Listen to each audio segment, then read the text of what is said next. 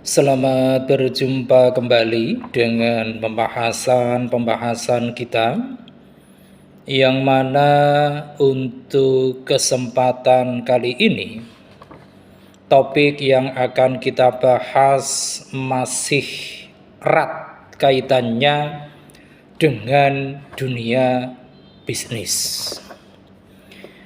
Pada kesempatan yang amat baik ini, kita akan membahas tentang retensi pelanggan. Retensi pelanggan ini merupakan suatu kemampuan dari suatu perusahaan dalam mempertahankan pelanggannya yang telah ada. Ini adalah retensi pelanggan.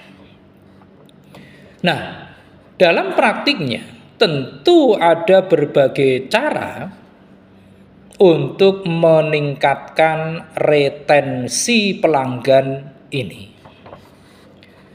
Di antara beberapa cara yang dapat diambil oleh suatu entitas bisnis ataupun perusahaan, utamanya yang ditujukan untuk meningkatkan retensi pelanggannya, yaitu yang pertama,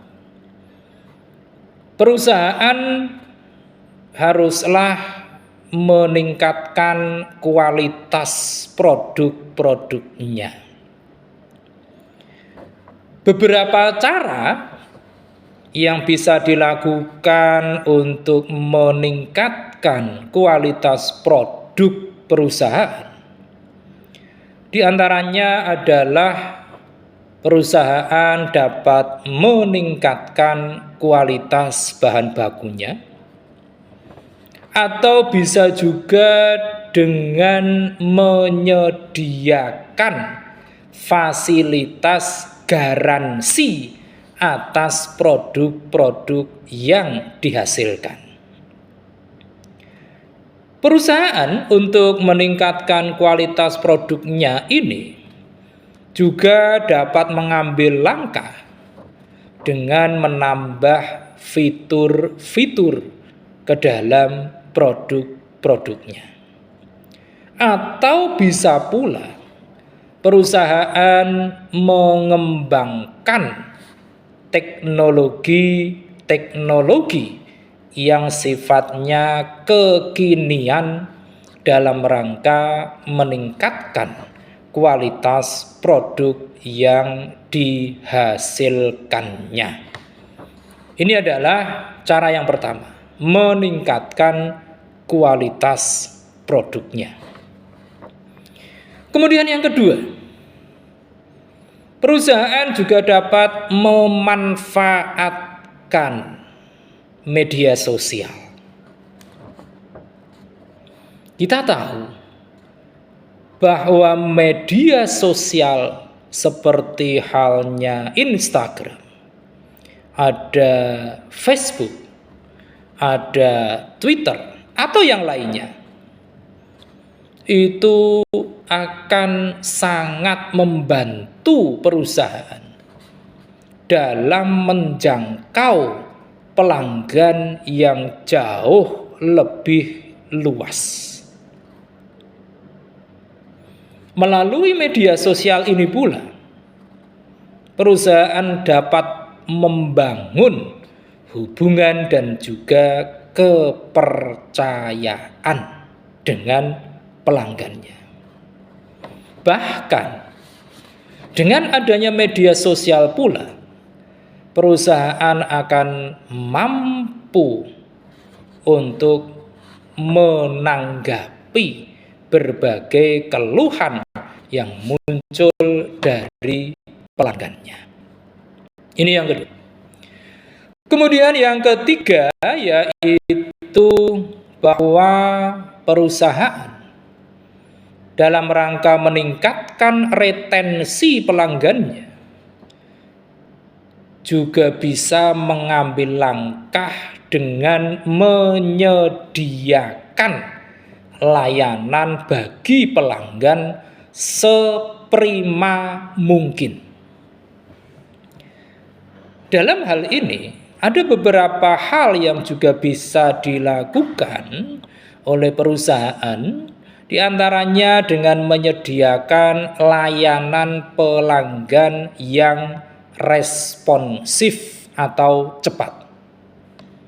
Atau bisa pula perusahaan memberikan informasi yang jelas sekaligus akurat.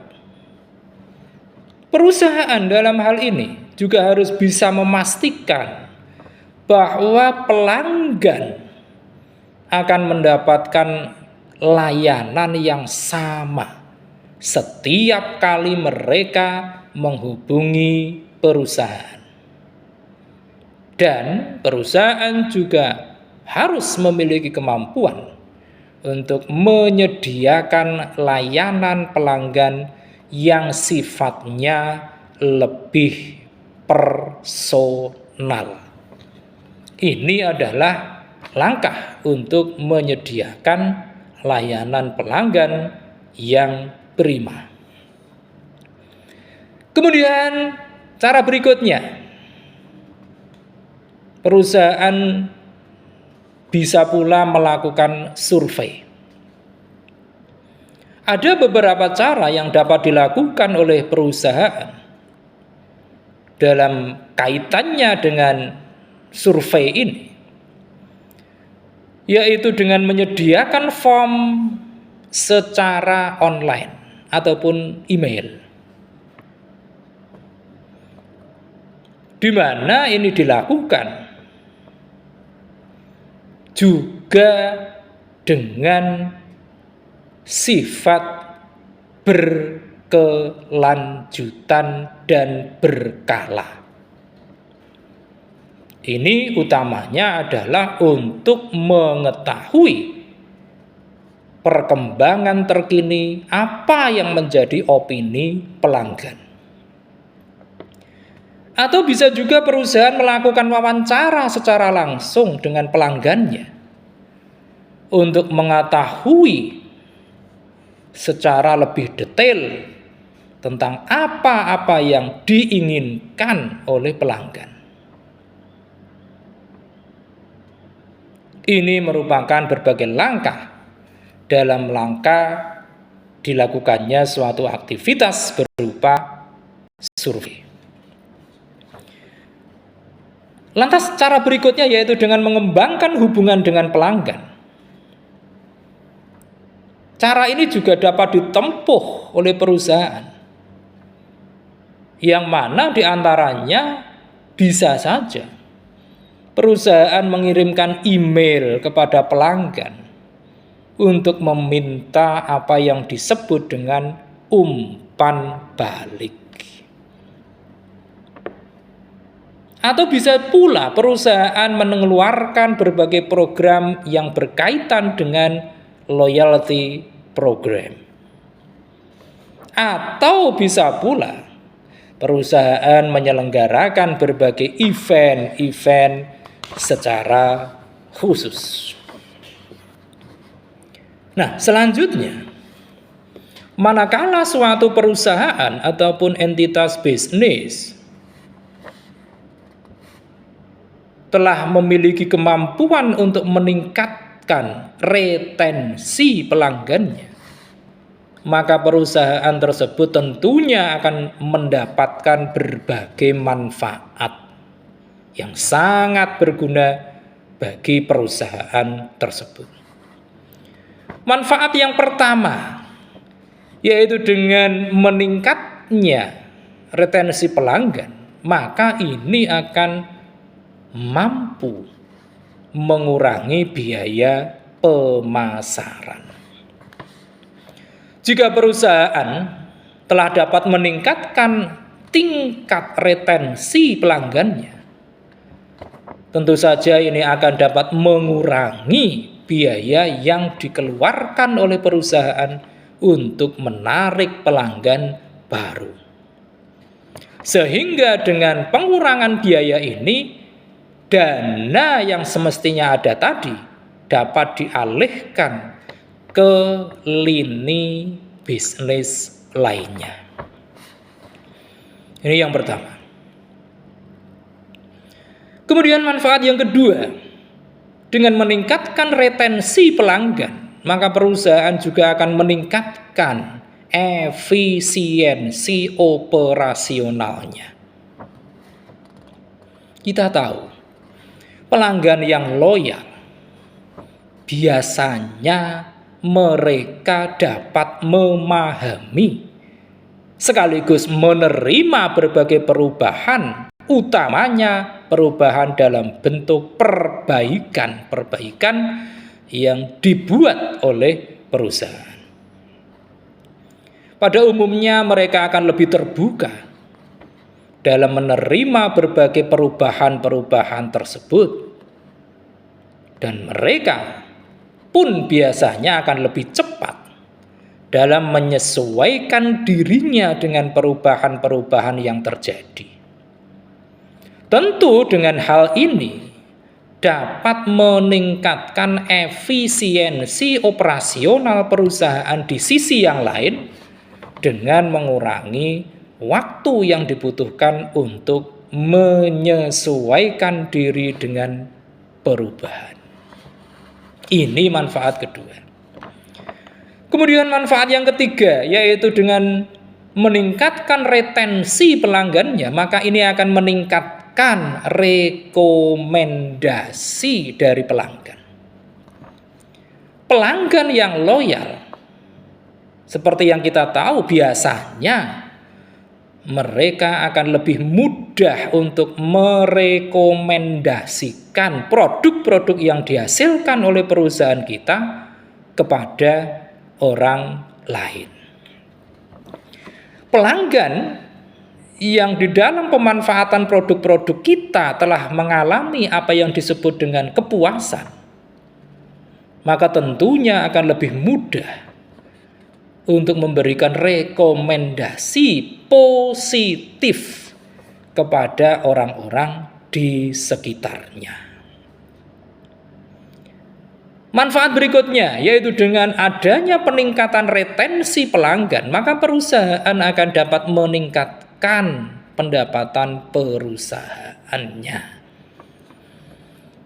Seperti yang kita tahu sebelumnya, pelanggan yang loyal itu memiliki kecenderungan untuk menjadi pelanggan yang mana dia akan melakukan transaksi pembelian secara berulang atas produk-produk yang dihasilkan oleh perusahaan kita. Dan biasanya pula ini akan terjadi untuk waktu yang jauh lebih lama. Tentu saja ini akan meningkatkan pendapatan perusahaan dengan memberikan pemasukan yang lebih stabil dari pelanggan yang loyal tadi. Dan manfaat yang kelima, yaitu bahwa dengan meningkatkan retensi pelanggannya, maka tentu saja perusahaan akan dapat meningkatkan reputasi perusahaannya. Pelanggan yang loyal tentu saja akan meninggalkan review positif. Dan juga mereka akan mudah untuk merekomendasikan produk-produk yang kita hasilkan kepada pihak lain. Sehingga dengan demikian ini akan membuat perusahaan kita akan terlihat, ternilai lebih baik di mata pelanggan. Dengan reputasi yang baik ini pula, maka perusahaan kita akan dapat menarik lebih banyak investor untuk datang. Itu adalah berbagai manfaat yang bisa diambil oleh perusahaan manakala perusahaan tersebut mampu meningkatkan retensi pelanggannya. Nah, mungkin di antara kita ada yang bertanya tentang bagaimana cara kita bisa menghitung tingkat retensi pelanggan kita. Sebenarnya ada pola ataupun formula yang cukup sederhana untuk kita dapat mengetahui tentang retensi pelanggan kita. Kita dapat mengetahuinya manakala kita dapat menghitung dengan suatu formula yang sangat sederhana, di mana tingkat retensi pelanggan ini akan kita ketahui jika kita telah mengetahui tentang jumlah pelanggan yang melanjutkan transaksi pembelian. Kemudian jumlah tersebut kita bagi dengan jumlah pelanggan di awal periode. Setelah ketemu, baru kita kalikan dengan 100%. Nah, tentu ini cukup mudah untuk mengetahui tingkat retensi dari pelanggan kita. Nah, seperti formula yang telah kita sampaikan tadi, maka kalau kita menelaah formula tadi, kita harus mengetahui dengan pasti tentang komponen-komponen untuk menghitung besaran dari retensi pelanggan kita. Komponen yang pertama yaitu yang menyangkut tentang periode waktu. Yang dimaksud periode waktu di sini adalah periode waktu di mana tingkat retensi dihitung.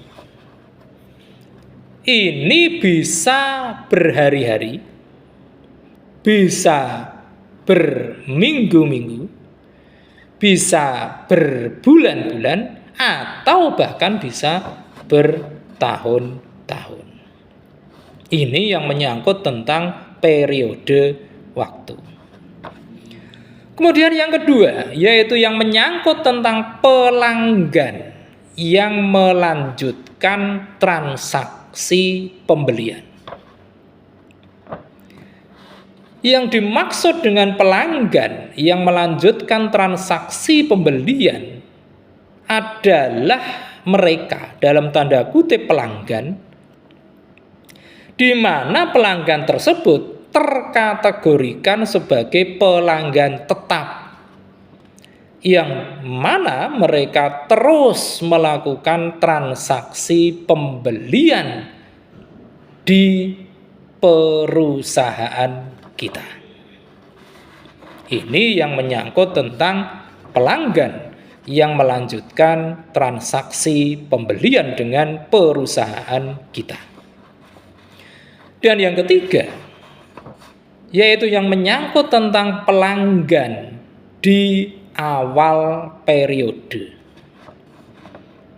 Yang mana untuk kalimat pelanggan di awal periode ini, yang dimaksudkan adalah jumlah total pelanggan yang ada pada awal periode. Nah, dengan kita mengetahui besaran dari retensi pelanggan kita, maka tentu saja ini akan dapat dijadikan sebagai bahan kajian bagi pengambil keputusan di level perusahaan. Apakah dengan besaran retensi pelanggan yang telah dihitung tadi dapat menunjukkan apakah produk-produk kita itu benar-benar telah diterima oleh pelanggan secara berkelanjutan ataukah tidak.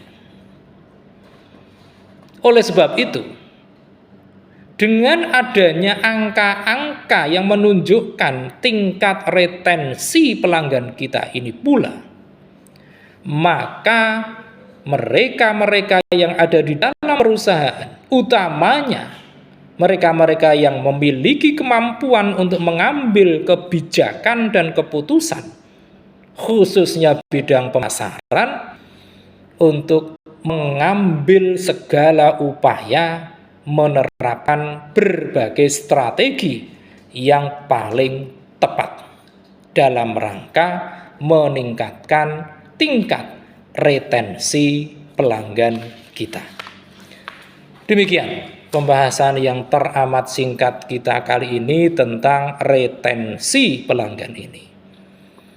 Terima kasih atas perhatian Anda semua. Kita akan melanjutkannya dengan membahas berbagai topik yang tidak kalah menariknya untuk sesi-sesi berikutnya. Jangan lupa setelah menyaksikan tayangan ini silakan klik di layar Anda untuk like, komen, subscribe, dan jangan lupa share.